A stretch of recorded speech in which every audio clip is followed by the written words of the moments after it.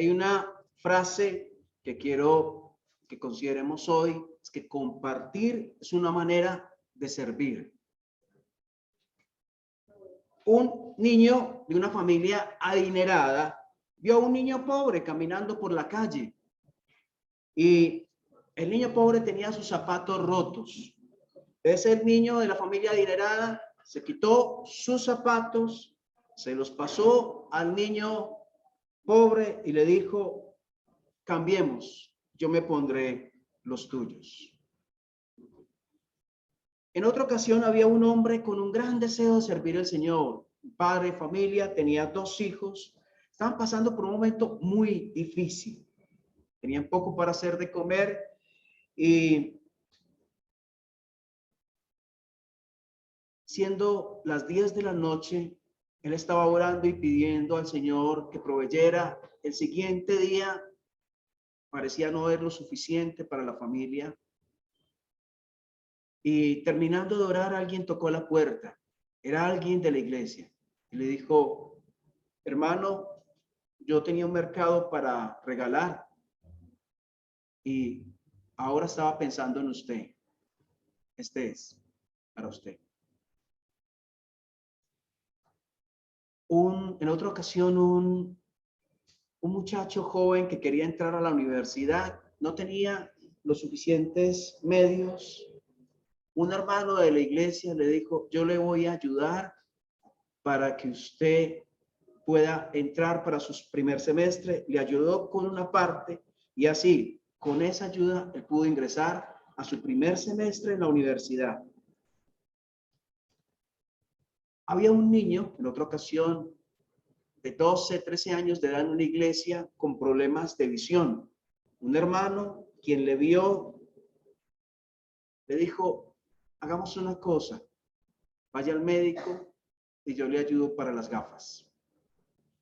Todo esto tiene un común denominador: compartir. Y allí en Romanos capítulo 12, miremos Romanos 12, versículo 11.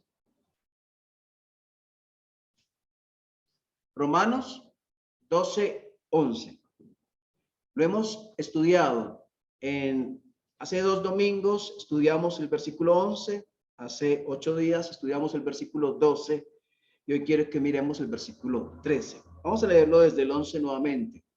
En lo que requiere diligencia, no perezosos, fervientes en espíritu, sirviendo al Señor, gozosos en la esperanza, sufridos en la tribulación, constantes en la oración, compartiendo para las necesidades de los santos, practicando la hospitalidad. Ahora, cuando hablamos de santos, ¿a quién se refiere? El común de las personas se imaginan una imagen o una estatua allí que se venera. No, el santo en la Biblia es una persona que ha sido salvada. ¿Y cómo lo sabemos? Podemos leer pasajes como Efesios capítulo 1, versículo 1, donde Pablo le escribe a los santos, y los santos eran las personas que habían sido rescatadas del infierno allí en la ciudad de Éfeso. Entonces, compartiendo para necesidades de los santos, puede también decirse compartiendo para necesidades de los que han depositado su confianza en Cristo. Compartiendo. Vamos a ver varios puntos para estudiar este compartiendo para necesidades de los santos. El primer punto es la experiencia, la vivencia. En Hechos capítulo 2.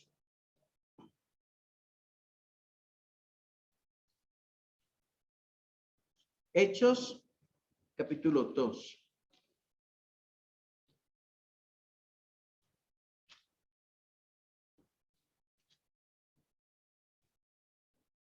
Son los primeros cristianos, es la primera iglesia. Recién el Señor ascendió a los cielos. Recién había venido sobre la iglesia el Espíritu Santo en el día de Pentecostés, Hechos capítulo 2. Y allí, versículo 43, dice: sobrevino temor a toda persona Y muchas maravillas y señales eran hechas por los apóstoles. Capítulo 2, versículo 44 dice: todos los que habían creído estaban juntos y tenían en común todas las cosas. Compartir no es dar lo que yo tengo y quedarme sin nada. Es lo que yo tengo, dejar para mí y dar una parte a otro, ¿cierto? Eso me habla de compartir. Y aquí dice, tenían en común todas las cosas y vendían sus propiedades y sus bienes y lo repartían a todos según si era amigo del apóstol, si era familiar del apóstol, no, según la necesidad de cada uno. Y perseverando unánimes cada día en el templo y partiendo el pan en las casas, comían juntos con alegría y sencillez de corazón, alabando a Dios y teniendo favor con todo el pueblo. Y el Señor añadía cada día a la iglesia los que habían de ser salvos. Habían necesidades en la iglesia de este tiempo, ¿verdad? Sí. Hay necesidades en la iglesia de hoy. ¿Será que hay hermanos que pueden estar teniendo problemas, escasez económica de alimentos tal vez? ¿Será que hay hermanos que de pronto necesiten un medicamento o una ayuda para algo y no tienen con qué comprarlo? Muchas cosas pasan hoy y no podemos nosotros dar todo, ni podemos cubrir todo, ni ayudar a todos, ni siquiera podemos ayudar a una persona, ni siquiera una todo el tiempo. Pero lo que sí podemos es tener un corazón abierto a las necesidades de los demás. Yo quiero que analice una cosa. Esta semana, piensa en esa semana. ¿Listo? Pensemos desde el lunes. De lunes a domingo. ¿Cuántas veces de lunes a domingo oré por otros? Por las necesidades de otros. Piensa en eso. Si le digo cuántas veces oró por sus necesidades, ¿usted qué me va a decir? Ah, pues yo oré el lunes por mis necesidades, el martes por mis necesidades, el miércoles y el jueves y el viernes. Pero la pregunta es, ¿cuántos días oré por las necesidades de otros? Porque cuando comenzamos a orar por otros, Dios nos va moviendo a hacer cosas. Dejamos de quedarnos en deseos, en anhelos, en suspiros, que qué rico hacer tal cosa, para convertir en hechos, en realidades. En capítulo 4 del mismo Hechos 4, versículo 32. Dice, y la multitud de los que habían creído eran de un corazón y un alma, y ninguno decía ser suyo propio nada de lo que poseía, sino que tenía todas las cosas en común. Y con gran poder los apóstoles daban testimonio de la resurrección del Señor Jesús, y abundante gracia era sobre todos ellos. Así que no había entre ellos ningún necesitado, porque todos los que poseían heredades o casas las vendían y traían el precio de lo vendido y lo ponían a los pies de los apóstoles, y se repartía cada uno según su necesidad. Si usted busca palabras en común entre Hechos 2 y Hechos 4, una de ellos es repartían. En Hechos 2:45 dice repartían según la necesidad de cada uno, y Hechos 4:35 también se repartía a cada uno según su necesidad. Son frases similares en los dos pasajes. Cuando Dios dice que nos amemos los unos a los otros, ¿a qué se refiere? Ahora, alguien puede estar diciendo, sí, tiene razón. Mire que a mí nunca me han ayudado. Uy, no, esa iglesia, esos hermanos, de verdad, a mí nunca, ni siquiera, ni una banana me han regalado. No estamos hablando de eso. Estamos hablando de lo que estoy haciendo yo para cumplir la palabra. No estamos para mirar la palabra y revisar cómo lo está cumpliendo el de allá o el de allá o la iglesia de allá, sino cómo la estoy cumpliendo yo con el Señor. Mi responsabilidad, la responsabilidad es mía con Dios. ¿Cómo lo estoy viviendo? ¿Cómo lo estoy llevando a la realidad? Y comenzamos por orar. Dios, tú estás enseñando esto. ¿Cómo lo aplico a la situación mía? En mi caso particular, según mi capacidad, ¿cómo lo aplico según mi entorno social en el cual me muevo? ¿Cómo lo aplico en la iglesia donde tú me colocaste? ¿Cómo lo aplico yo? ¿Cómo lo practico yo? Es la experiencia, entonces la vivencia de la iglesia en el primer siglo, cómo ellos compartían, repartían y no había necesidad entre ellos. Como segundo punto, quiero mirar una iglesia ayudando a otra. En Hechos 11, sabemos que por cultura los judíos y los gentiles eran separados. Los judíos exclusivistas se creían solamente ellos allí con Dios y el resto del mundo no. Pero Dios les enseñó otra cosa. En la iglesia, tanto judíos como gentiles tienen la misma entrada a través de la obra del Salvador. Y Hechos 11:26 habla de una iglesia que se formó, la primera iglesia que se formó gentil, que no era judía. Es la iglesia de Antioquía. Hechos 11:26 dice, y se congregaron allí todo un año con la iglesia. ¿Quién? Bernabé y Saulo, está hablando versículos antes. Y enseñaron a mucha gente y los discípulos se les llamó cristianos por primera vez en Antioquía. En aquellos días, unos profetas descendieron de Jerusalén a Antioquía y levantándose uno de ellos llamado Ágabo, daba a entender por el Espíritu que vendría una gran hambre en toda la tierra habitada, la cual sucedió en tiempo de Claudio. Versículo 29, miren.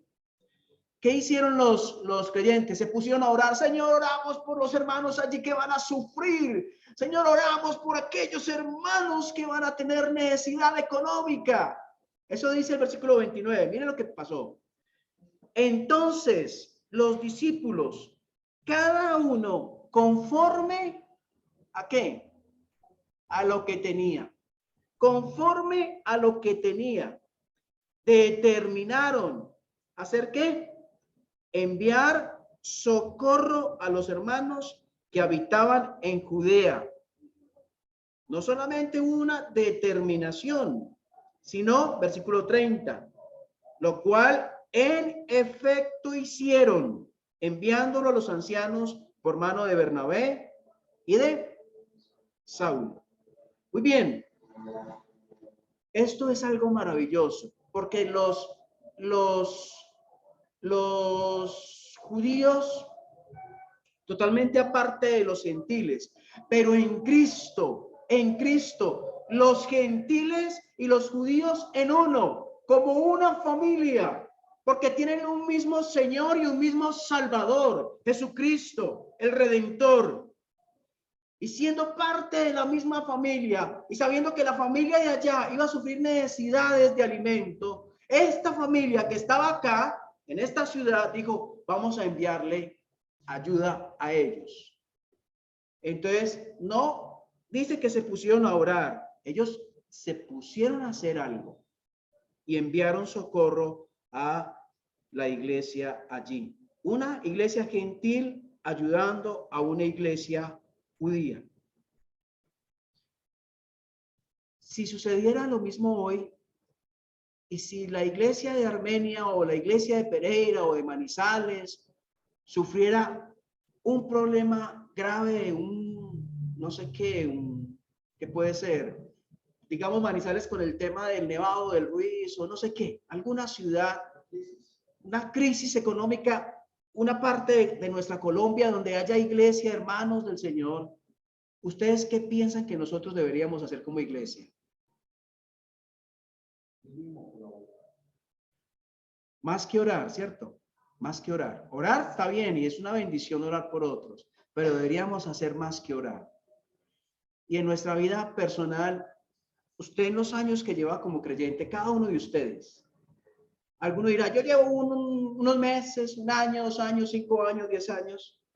En algún momento usted, en algún momento yo, he ayudado a un hermano en necesidad.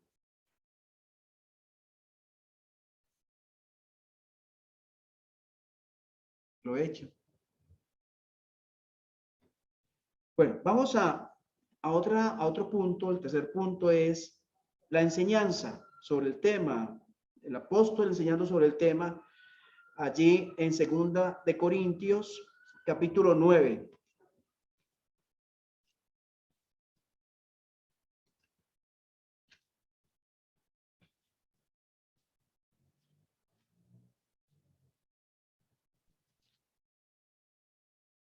Segunda de Corintios, capítulo 9, versículo 7. Está hablando, el contexto está hablando de la ofrenda, pero la ofrenda para los hermanos que están necesitados de allá de Judea. Usted lo ve en el versículo 1, segunda de Corintios 9:1. Dice, cuanto a la administración para los santos, es por demás de que yo os escriba, pues conozco vuestra buena voluntad, de la cual yo me glorío entre los de Macedonia, que acá ya está preparada desde el año anterior y vuestro celo ha estimulado a la mayoría. Entonces, están preparando la ofrenda para los hermanos, para la iglesia allí necesitada. El versículo 7. Cada uno de cómo propuso en su corazón, no con tristeza, ni por necesidad o no por obligación. O sea, Dios no pide solamente que nosotros demos, sino que Dios pide una actitud correcta cuando damos. ¿Qué dice aquí al final del versículo 7? Dios ama. ¿A quién? Al dador alegre. Entonces usted, ay, como que va a dar, pero no. Dios ama al dador alegre, porque ese dador alegre está tan contento de poder servir al hermano o a la hermana necesitada, porque ese dador está pensando, su corazón está ampliándose, está saliendo de sus propias necesidades para pensar en las de otros. Dios ama al dador alegre. Versículo 8. Y poderoso es Dios. Mira lo que dice. Y poderoso es Dios para hacer que abunde en vosotros toda gracia, a fin de que teniendo siempre en todas las cosas todo lo suficiente. ¿Qué más dice? Hermanos, la salvación es ¿por qué? Porque Cristo murió, porque Cristo se entregó, porque Cristo murió por mí. Él hizo la obra de salvación y la hizo perfecta. Pero Dios quiere que los que hemos sido rescatados hagamos buenas obras, que los que hemos sido salvados hagamos buenas obras. Citamos Efesios 2:8, ¿cierto? Porque por gracia sois salvos por medio de la fe, y esto no de vosotros, pues es don de Dios. No por obras, pero apréndase el 10 también, apréndaselo. Dice, creados en Cristo Jesús para buenas obras, las cuales Dios preparó de antemano para que anduviésemos en ellas. Entonces, no somos salvos por nuestras buenas obras, pero sí somos salvos para buenas obras. Lo que causa mi salvación es la obra de Cristo, pero como demuestro genuinamente mi salvación es a través de vida real, auténtica, cristiana, vivida para Él. Y en este caso y en este tema particular, de compartir, de compartir.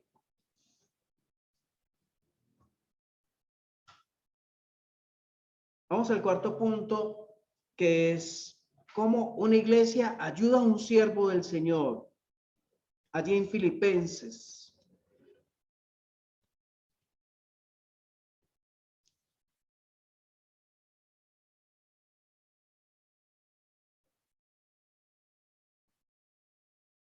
No estamos de acuerdo con los pastores que están pensando solo en lo económico, que se lucran del evangelio, que utilizan el evangelio como un negocio. Pero por otro lado, hay personas dedicadas al servicio del Señor.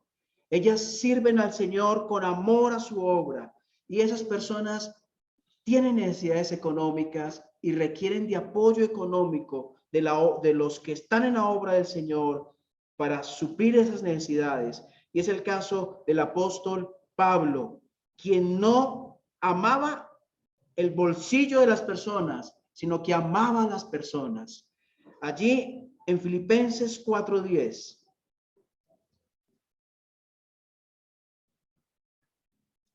En gran manera me gocé en el Señor, dice el apóstol Pablo, después de haber recibido una ofrenda de la iglesia de Filipos. En gran manera me gocé en el Señor de que ya al fin habéis revivido vuestro cuidado de mí, de lo cual también estabais solícitos, pero os faltaba la oportunidad. Versículo 11. No lo digo porque tenga escasez, pues he aprendido a contentarme cualquiera que sea mi situación.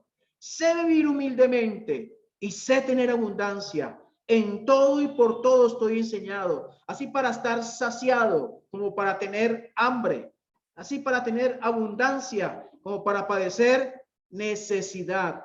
Todo lo puedo en Cristo que me fortalece. Sin embargo, ¿qué dice? Bien hicisteis en participar conmigo en mi tribulación. Este participar me habla de compañerismo, en participar conmigo en mi tribulación. Y sabéis también vosotros, oh filipenses, que al principio de la predicación del evangelio, cuando partí de Macedonia, ninguna iglesia participó conmigo en razón de dar y recibir, sino vosotros solos. Ellos recibían la palabra y ellos aportaban al apóstol Pablo para sus necesidades. Ellos daban y recibían. Versículo 16. Pues aún a Tesalónica me enviasteis una y otra vez para mis necesidades. Porque nosotros tenemos espíritu, nosotros tenemos alma, pero también tenemos cuerpo, ¿cierto? Y el apóstol Pablo tenía un cuerpo y tenía unas necesidades. Dice, una y otra vez para mis necesidades. Versículo 17. No es que busque, o sea, no es que quiero regalos. No estoy interesado en que me llenen de regalos, no. Lo que quiero es que haya fruto, que abunde en vuestra cuenta. Mire, la palabra fruto allí habla de ganancia. Cuando una persona da a la obra de Dios, cuando una persona da, comparte a alguien necesitado, un hermano, una hermana, ¿qué está haciendo? ¿Está perdiendo? No, según este versículo está ganando. Cuando doy, gano. Así dice el versículo. No es que busque dádivas, sino que busco fruto. Y la palabra fruto es ganancia. Que busco una ganancia que abunde en vuestra cuenta. Pero todo lo he recibido y tengo abundancia. Estoy lleno, habiendo recibido de Epafrodito lo que enviasteis, olor fragante, sacrificio acepto, agradable a Dios. ¿A quién tenemos que agradar?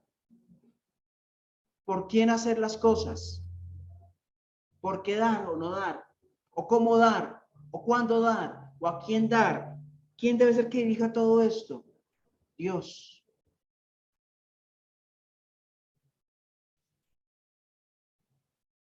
Ustedes se imaginan la iglesia cuando todos vendían sus propiedades y había un fondo común ahí en Hechos capítulo 2 y 4, y cuando los apóstoles repartían a cada uno, los que estaban afuera, ¿qué veían?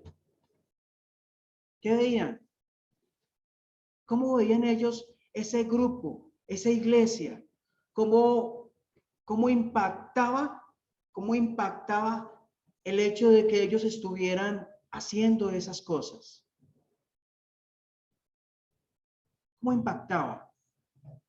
¿Cómo se veían atraídos? El amor entre ellos, el apoyo de los unos con los otros. ¿Cómo debería ser hoy la iglesia del Señor?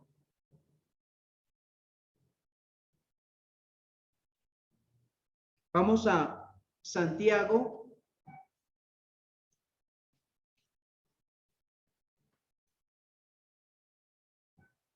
Última cita en Santiago, capítulo 2.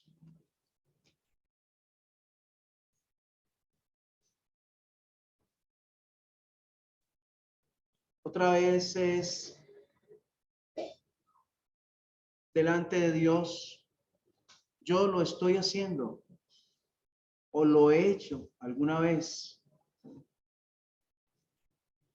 Lo repito, no podemos ni siquiera ayudar a un necesitado todo el tiempo. No podemos, no tenemos la capacidad. Pero lo que sí podemos es tener corazones abiertos a compartir algo de lo que Dios me ha dado a mí. Eso sí se puede hacer. Y en ciertos momentos que Dios me coloque en el corazón, compartir algo a algún hermano necesitado.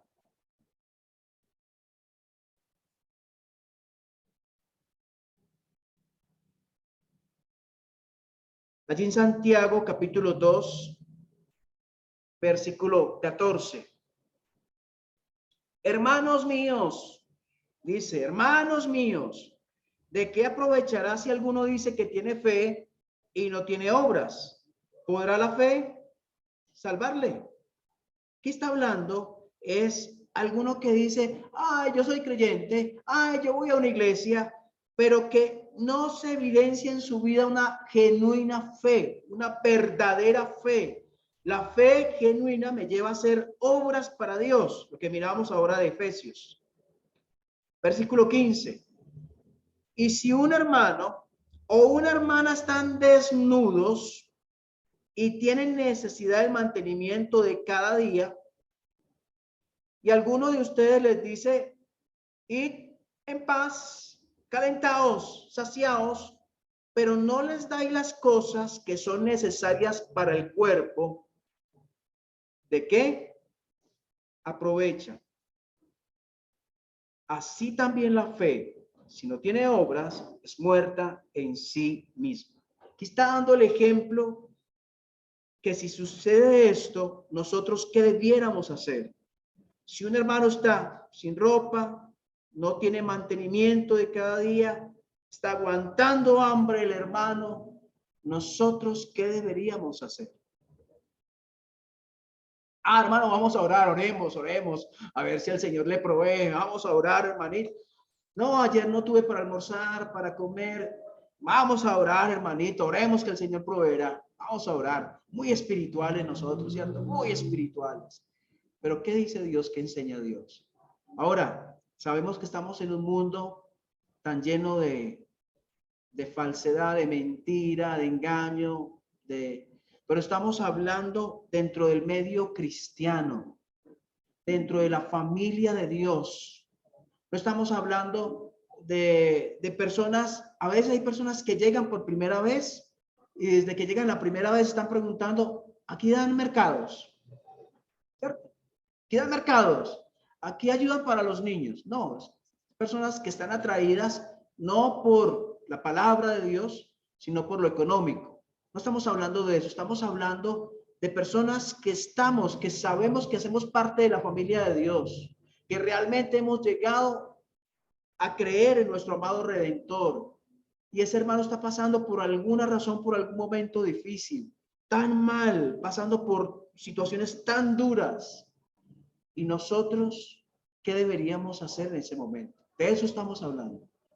Y repito, no es que el hermano está pasando, entonces venga hermano, le voy al mercado todos los fines de semana. No tengo para eso. No puedo faltar a mis responsabilidades en casa por ayudar, pero lo que sí puedo es compartir de lo que tengo a otro, en el amor del Señor.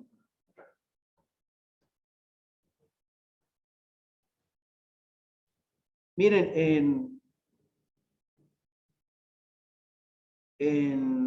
creo que es en Filipenses donde estábamos. Disculpe, perdonen, en Corintios donde estábamos.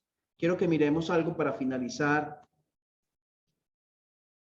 Segunda de Corintios,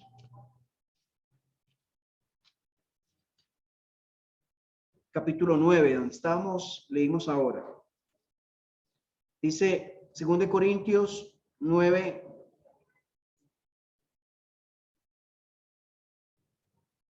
versículo 12.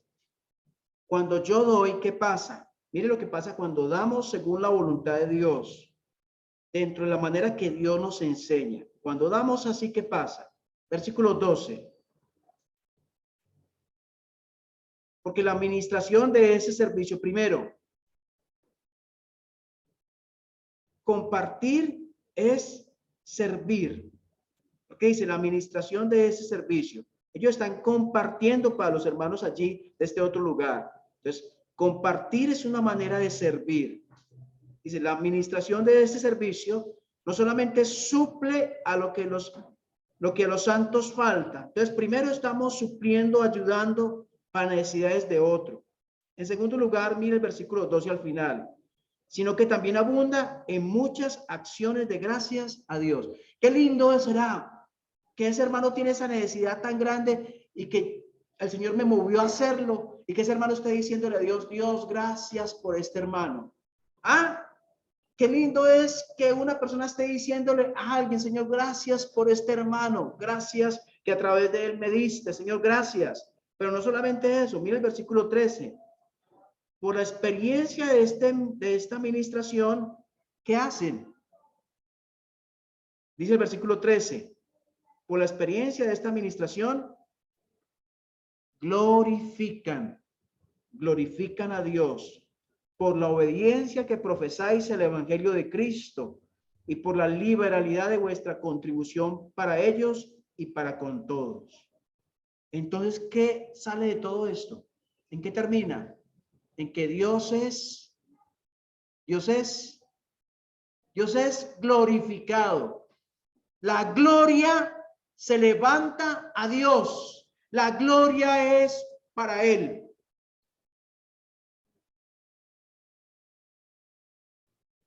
Queremos hacer cosas que glorifiquen a Dios. Queremos hacerlo. Queremos hacer cosas que glorifiquen a Dios. Pues esto es algo que glorifica a Dios. Esto es algo que glorifica a Dios. Es más, yo creo que en la iglesia, en la primera iglesia, cuando todos estaban compartiendo, las personas de afuera que veían eso, muchas fueron atraídas aún al evangelio. Fueron atraídas al evangelio por el amor que se veía entre los hermanos, por ese apoyo, por ese compartir entre ellos. Lo bueno que nosotros hacemos, no tenemos la medida de hasta dónde llega lo bueno que hacemos. Como lo que hacemos malo, tampoco sabemos hasta dónde llega eso malo que hacemos. Uno piensa, afecté a esta persona, pero afectó a esa y a otra y a otra y a otra. Pero lo bueno que hacemos también afecta a muchas más personas de las que yo pienso. Solamente cuando estemos en el cielo entenderemos cuánto afectaron las cosas buenas que hicimos mientras estamos acá. Las que hicimos para Él. Las que hicimos por Él. Compartir es una manera de servir. Dice, ¿cómo dice Romanos 12:13? Compartiendo para necesidades de los santos, practicando la hospitalidad. Vamos a orar. Señor, gracias por este momento que nos regalas, momento de abrir tu palabra, de considerar. Gracias por lo que tú nos has enseñado hoy. Oramos para que nos ayudes a llevarlo a la práctica. Ese compartir para necesidades de los santos era algo que se escribía para que cada hermano allí, hermano en Roma, lo hiciera. Pero también es algo que tú quieres que cada creyente lo haga hoy. Un creyente verdadero, genuino, real, que quiere hacer tu voluntad. Debe considerar con seriedad estas palabras. Ayúdanos, Señor, a no ser ciegos ni sordos frente a las situaciones difíciles que pasan hermanos nuestros, hijos tuyos e hijas tuyas. Que tal vez yo pueda aportar algo, yo pueda apoyar en algo. Señor, ayúdanos a no mirar cómo lo está haciendo otro conmigo, sino a mirar cómo lo estoy haciendo yo con los otros. Dios, gracias. Oramos en el nombre del Señor Jesús. Amén.